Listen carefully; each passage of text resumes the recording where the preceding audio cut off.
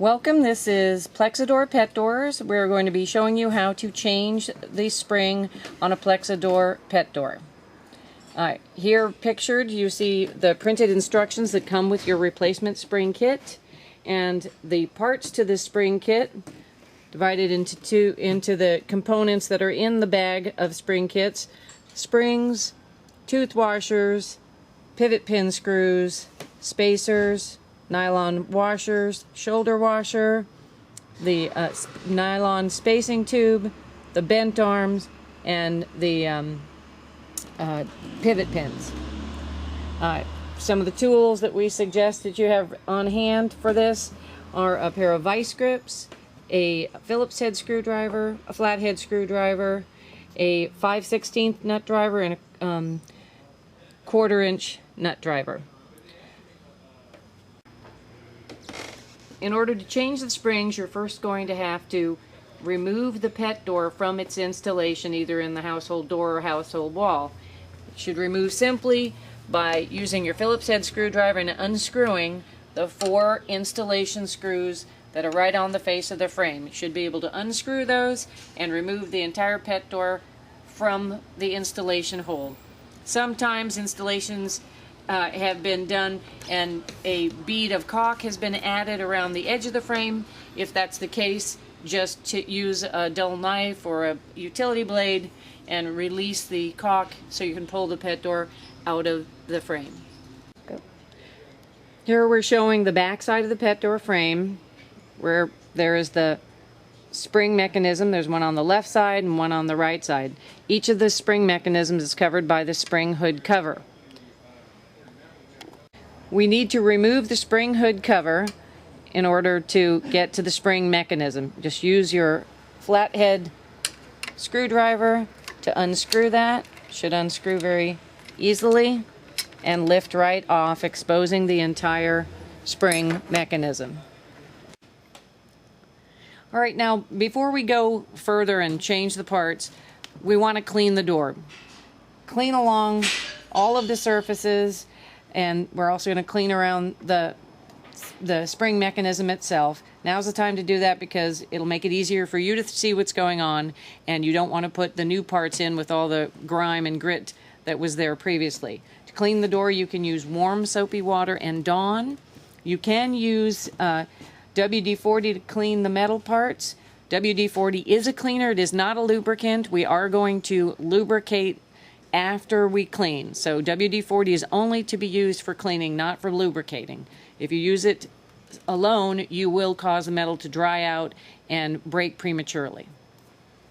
So now as we look at the spring mechanism, this one here, you can see the door panel has no tension whatsoever, and that's the pretty sure sign that your spring has broken. And if you look closely here, you'll see that the spring tail right here is indeed broken. It has snapped off with age and use. So we know right away that's the problem with this spring.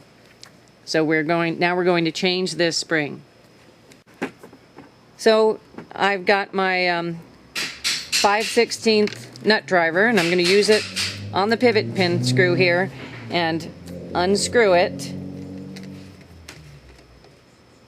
And then once it's loose, I can remove it by hand. You see the screw goes all the way through the spring assembly and into this panel. It screws into this panel. So I unscrew, the whole thing comes off at once. You see how that fits together like that? And now we are going to put on the new parts. You do want to go ahead and discard all of the old parts and use all new parts as provided in your spring kit.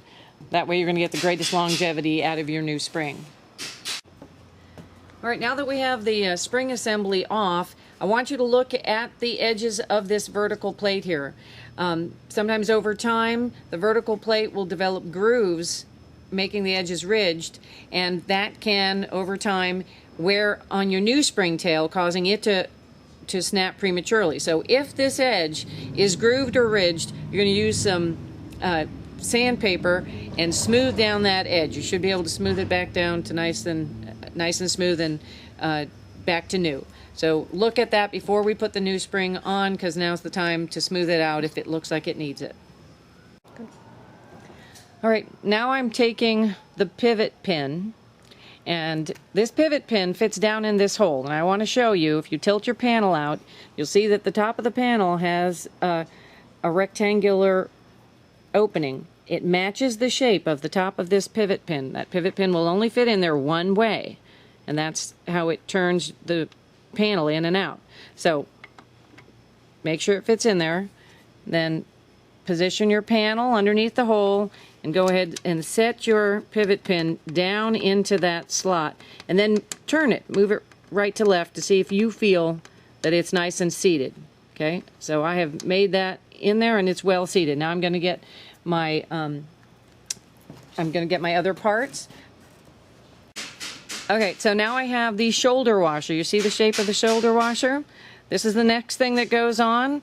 Put it over your pivot pin, slide it down, and seat it into the hole. Then we use our nylon tube spacer. It slides right over the pivot pin.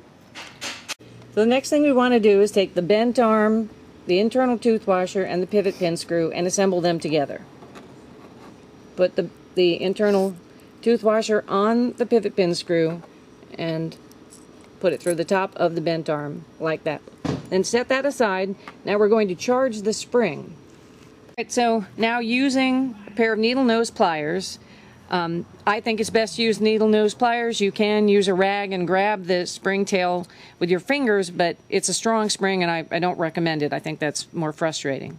So grab the top of the spring tail, grab it, and lift that spring tail up and over the vertical plate so that you position it in front of the vertical plate.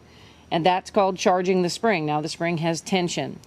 Now we take the pre-assembled pivot pin screw with the internal tooth washer and the bent arm, and we're going to slip it down the spring assembly into place. You can tighten it down a little bit.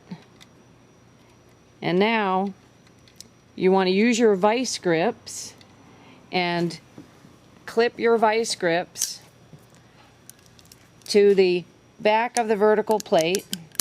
Have it, tighten it down, put it in place and tighten it, because whatever position the panels are in when you do your final tighten of this screw, that's the position the door is always going to want to swing back to. So it's important that the vice grip holds those dead on straight, and it's not dead on straight here, so let's,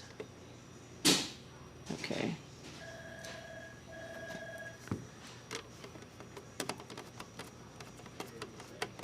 And I'm holding the vice grip in my hand as I tighten down, because you'll feel it start to move and you want to not let it move, because that will change the position of the panel for where it's going to snap back to.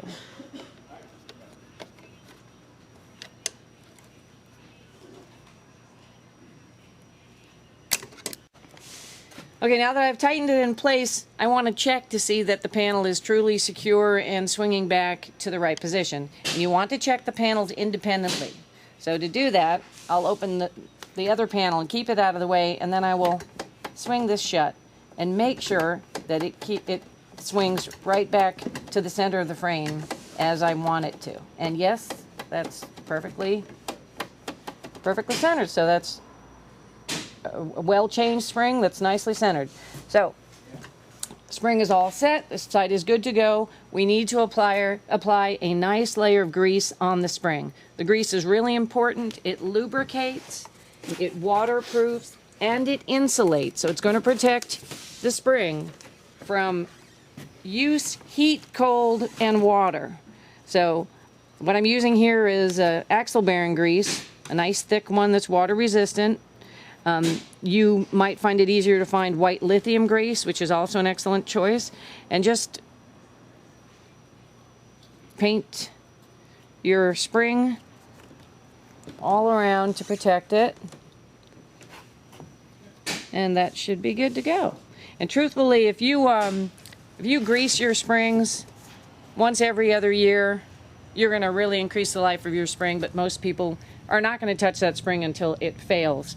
failure of a spring is somewhere between 6 and 10 years of life. So you can get longer out of it if you grease it. The other lubricant you want to use is 3-in-1 oil. And the places to use the 3-in-1 oil, as long as you've got the door out, use a little 3-in-1 oil on your lock. Use a couple of drops around that pivot pin screw and down here at the pivot point. So now I'm screwing back on the spring hood cover. It's a very tiny screw with very small threads. Don't tighten it down too hard or you'll strip the thread. And after it's in place, make sure that the spring hood cover does not touch the top of your pivot pin screw, or it will cause the door not to operate properly. If it does touch it, just leave it off. It's not needed after the initial installation.